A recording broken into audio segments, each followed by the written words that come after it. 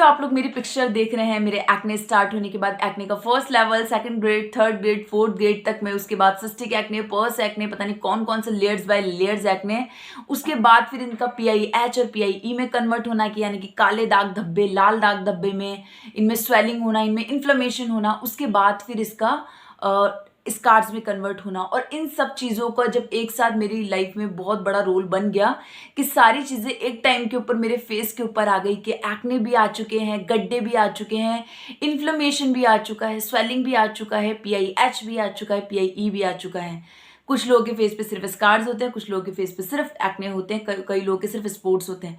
मेरे चेहरे के ऊपर आप लोग देख रहे हो एक ही कंडीशन में सारी चीज़ें थी। अगर मैं ये कहूँ कि इन सब चीज़ों को मैंने किस तरीके से रिमूव करा है और किस तरीके से मैंने सारी चीज़ें खत्म करी है, तो इन 7-8 सालों में अगर कोई एक एसिड रहा है जिसको मैंने कंटिन्यू यूज़ किया, लॉन्ग टाइम यूज़ किया, तो वो है रेटिनो ए, जिसको मैं बार बार स्टॉप करती थी, बार बार स्टार्ट करती थी। मैं उसको सही से नहीं समझ पाती थी, शायद आप लोग उसको सही से नहीं समझ पा रहे हैं, इसलिए आप लोग उसके बेनिफिट्स नहीं देख पा रहे हैं। वैसे तो मैं रेटिनो 8 रेटिनो पे बहुत सारे वीडियोस बना चुकी हूँ, लेकिन आज का जो वीडियो है वो मेरा थोड़ा सा स्पेशल वीडियो है, क्योंकि इस वीडियो के अंदर मैं आपको इस एसिड के बारे में, रेटिनो 8 रेटिनो के बारे में छोटी छोटी बारीकियां बताऊंगी। साथ में मैं इसके इफेक्ट्स बताऊंगी, साइड इफेक्ट्स बताऊंगी, यूजेस बताऊंगी, प्रिकॉशंस बताऊंगी, रेटिनो ए है क्या, स्किन में किस तरीके से काम करता है, आपके प्रॉब्लम्स को किस तरीके से ट्रीट करके, आपको जो बहुत बार लगता है ये हमारी प्रॉब्लम को बढ़ा रहा है तो ये उसको खत्म कैसे करेगा, वो सारी बातें मैं आपको इस वीडियो के अंदर बताऊंगी। साथ में मैं आप लोगों को बता देती हूँ, मेरा जो चैनल है वो एक्ने स्कार्स के वीडियो ज़्यादा लेकर आता है। मैं अपने चैनल के ऊपर एक्ने स्कार्स से रिलेटेड वीडियोस अपलोड करती रहती हूँ, क्योंकि मैंने एक लॉन्ग टाइम जर्नी सर्वाइव की जिसमें बहुत अलग लेवल के मैंने एक्ने देखे हैं, एक्ने से रिलेटेड सारी प्रॉब्लम्स देखी हैं, एक्ने स्कार्स देखे, इन सबको रिमूव करने में मुझे बहुत टाइम लगा है। आपको बहुत टाइम ना लगे, उस टाइम मेरे पास कोई सही गाइडेंस नहीं था, लेकिन अब तो यूट्यूब पे बहुत सारे वीडियोस आप लोग देखकर अलग अलग इन्फॉर्मेशन ले लेते हैं, तो उम्मीद है ये वीडियो आप लोग के लिए यूजफुल होगा। वीडियो पसंद आता है तो जाने से पहले वीडियो को लाइक करके जाना, चैनल को सब्सक्राइब नहीं किया तो चैनल को सब्सक्राइब कर लेना, ताकि मैं नेक्स्ट टाइम पे इस तरीके का कोई भी वीडियो अपलोड करती हूँ तो आप लोग को उसका नोटिफिकेशन मिल जाए। साथ में मेरा इंस्टाग्राम ID newrashi123 के नाम से, अगर आप लोग चाहें तो मुझे वहां पर भी फॉलो कर सकते हैं। इस वीडियो को लेकर कोई भी डाउट हो तो आप मुझे कमेंट कर सकते हैं, मैं रिप्लाई आप लोग को डेफिनेटली दूंगी। तो शुरू करते हैं आज का वीडियो। तो पहले तो आप लोग को ये जानना जरूरी है कि ये जो रेटिनो ए है, रेटिनो क्रीम है, क्या ये अलग अलग क्रीम्स हैं या ये एक ही क्रीम है? अगर एक ही है तो स्किन में हम लोग कौन सा यूज करें? तो फर्स्ट तो ये है रेटिनो ए, ट्रेटिनोइन क्रीम ही है। इसका जो मेन इंग्रेडिएंट्स है वो कि ट्रेटिनोइन है, जो कि विटामिन ए का डेरिवेटिव है। जब आप लोग इसको यूज करते हैं तो इसके 2 स्ट्रेंथ आप लोग को मेडिकल स्टोर पे अवेलेबल हो जाते हैं, 0.25 और 0.5। जब हम इसको स्टार्ट करना शुरू करते हैं तो हमेशा हमें इसको कम स्ट्रेंथ से यूज करना शुरू करना चाहिए, जैसे कि आप लोग इसको 0.25 से यूज कर सकते हैं या 0.5 में यूज कर सकते हैं। अब बात करते हैं रेटिनो यानी कि ट्रेटिनोइन ए क्रीम काम कैसे करती है। तो हमारे फेस के ऊपर 2 लेयर्स होती है, एपिडर्मिस लेयर और डर्मिस लेयर। डर्मिस लेयर वो लेयर है जिसके अंदर हमारे कोलेजन इंप्रूव होता है। जब हमारा कोलेजन बूस्ट होता है तो हमारी स्किन की प्रॉब्लम है वैसे ही रिमूव होने लगती है। लेकिन जब हमारे फेस के ऊपर एक्ने होने लगते हैं या स्ट्रेच मार्क्स होने लगते हैं, कोलेजन होने लगते हैं, वो कंटिन्यू रहते हैं, तो उसके बाद जो हमारी स्किन है उसके अंदर कोलेजन बनना बहुत कम हो जाता है और धीरे धीरे स्टॉप हो जाता है। उसी कंडीशन में अगर आपकी एज धीरे धीरे आती जा रही है, आप 35-40 हो चुके हैं, तो उस कंडीशन में भी आपकी स्किन यानी कि डर्मिस लेयर में कोलेजन बनना बंद हो जाता है। जबकि डर्मिस लेयर के अंदर अगर कोलेजन होता है तो आपकी स्किन की प्रॉब्लम्स हैं वो बहुत जल्दी फाइट करने लगते हैं। जब हम लोग अपने फेस के ऊपर ट्रेटिनोइन यूज करना शुरू करते हैं तो वो हमारी स्किन के सेल्स टर्नओवर को बढ़ाती है। जब वो हमारी स्किन के सेल्स टर्नओवर को बढ़ाती है तो आप लोग देखते हो, आपकी जब जिन लोगों को रेटिनो ये या ट्रेटिनोइन यूज कर रहे होंगे तो वो लोग देख रहे होंगे आपकी स्किन की लेयर्स जल्दी जल्दी जल्दी रिमूव होती जाती है या आपकी स्किन को पील ऑफ करता जा रहा है। जब आप लोगों ने देखा है, जब आप कंटिन्यू अगर आपकी स्किन पील ऑफ होती जाएगी, रिमूव होती जाएगी, तो एक टाइम आपकी स्किन का ऐसा आ जाएगा कि ये जो स्किन है ना ये आपके गड्ढों के लेवल पे आ जाएगी। अब आप लोगों को ये सोचना होगा, जब हमारी स्किन गड्ढों के लेवल पे आ जाएगी इसका मतलब हमारी स्किन पतली हो जाएगी? नहीं, बल्कि जिन लोगों की स्किन बहुत ज़्यादा पतली होती है और अगर वो लोग अपने फेस के ऊपर ट्रेटिनोइन क्रीम यूज़ करते हैं तो उनकी स्किन के अंदर फर्मनेस आता है, थिकनेस बढ़ता है। ये जो आपकी स्किन के अंदर है ये आपकी स्किन में 2 तरीके से काम करता है। आपकी जो एपिडर्मिस लेयर होती है, जब हम उसके ऊपर ये यूज करते हैं तो ये आपकी सिर्फ एपिडर्मिस लेयर पे नहीं, ये आपकी डर्मिस लेयर तक भी जाता है। तो एपिडर्मिस लेयर के ऊपर ये सेल्स टर्नओवर को बढ़ाकर आपकी जो ऊपर की लेयर्स है उसको रिमूव करता जाता है। तो एपिडर्मिस लेयर पे बहुत बार PIH होता है, PIE होता है, जैसे कि रेड मार्क्स होते हैं, ब्लैक मार्क्स होते हैं। तो ये क्या करता है, आपके जो अंदर मेलानिन है उसको कम करता है, तो आपके जो मार्क्स है वो भी रिमूव होने लगते हैं।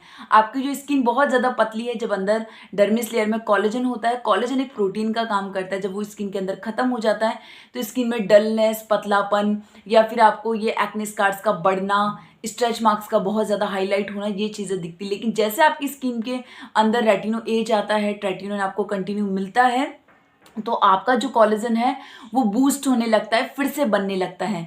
तो आपकी स्किन की ये जो प्रॉब्लम्स हैं ये इनको रिमूव करता है, आपके स्किन को स्मूथ करता है, आपके टेक्सचर को स्मूथ करता है, आपके जो स्कार्स हैं उनकी विजिबिलिटी को कम करता है। अब हम लोग बात करेंगे कि स्किन की किन किन प्रॉब्लम्स पे काम करता है। तो फर्स्ट है sign of age. Sign of age कब दिखने लगता है, जब आपकी एज 30-35 होती है और उसके अंदर कोलेजन बनना धीरे धीरे कम हो जाता है, तो आपकी स्किन पतली होती जाती है।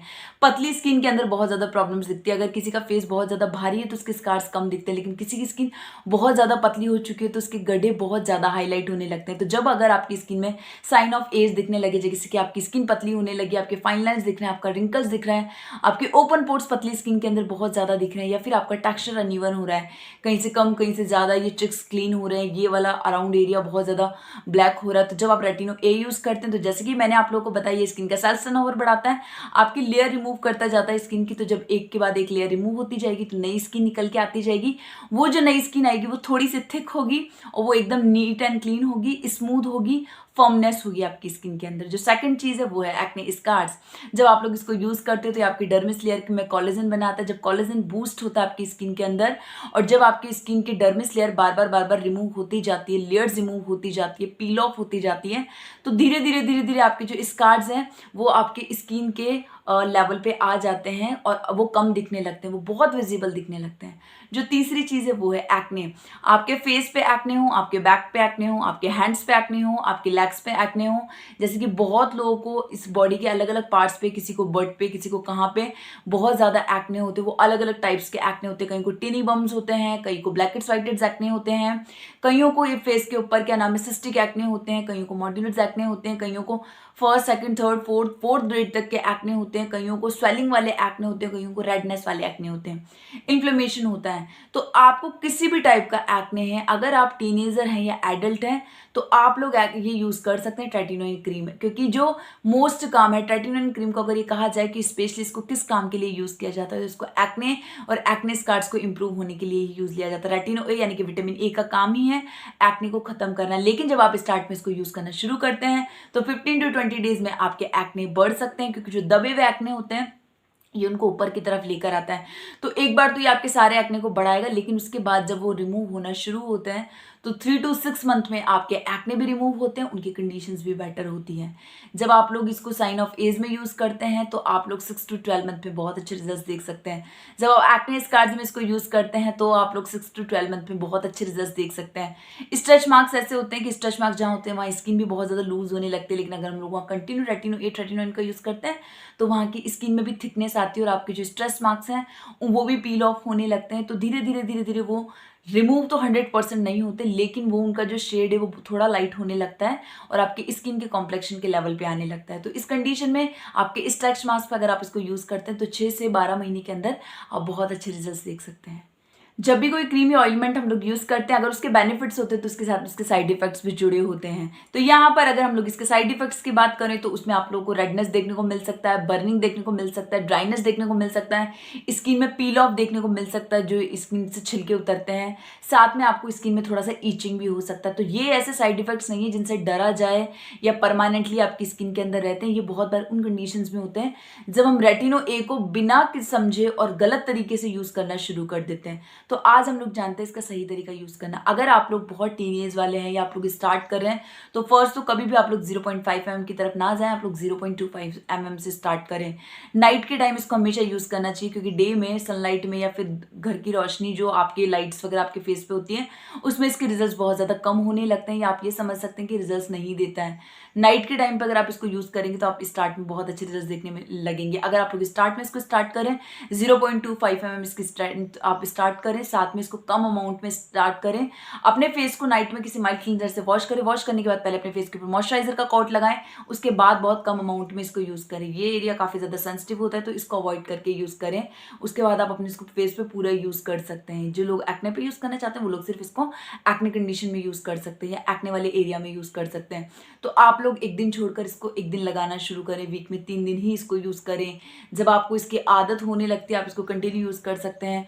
तो आप डायरेक्ट अपने फेस को वॉश करने के बाद पहले ट्रेटिनॉन यूज़ कर सकते हैं, उसके बाद अपने फेस के ऊपर मॉइस्चराइजर का लेयर लगा सकते हैं। जिन लोगों की स्किन बहुत ज़्यादा सेंसिटिव है वो पहले मॉइस्चराइजर की कोट लगाओ, उसके बाद अपने फेस के ऊपर। जब आपको धीरे धीरे इसके रिजल्ट्स मिलने शुरू हो जाए आप इसको कंटिन्यू यूज़ कर सकते हैं, डेली यूज़ कर सकते हैं, धीरे धीरे बहुत 2-3-4 महीने के बाद, वरना आप एक दिन छोड़कर एक दिन ही इसको यूज़ करो। जिन लोगों की स्किन बहुत ज़्यादा सेंसिटिव है, जिन लोगों को इसका टॉलरेट नहीं होता है, वो लोग इसको एक दिन छोड़कर एक दिन नाइट में 1 घंटा अपने फेस के ऊपर रखकर फेस को वॉश करके अच्छे से मॉइस्चराइजर करके उसके बाद सो सकते हैं। एक चीज़ का ध्यान आप लोगों को और रखना है, कभी भी स्टार्ट में ही आप लोग 0.5 mm स्ट्रेंथ इसकी ना लें, पहले 0.25 mm लें। जब आपकी स्किन को वो अच्छे से सूट हो जाता है तो फिर आप लोग 0.5 mm तक जाएं, 0.05 mm तक जाएं। वो यूज़ करेंगे, आपकी स्किन में और ज़्यादा पील ऑफ होने लगेगा। लेकिन पहले आपकी स्किन 0.25 को टॉलरेट कर चुकी है, अब वो 0.5 तक जाने के लिए कैपेबल है।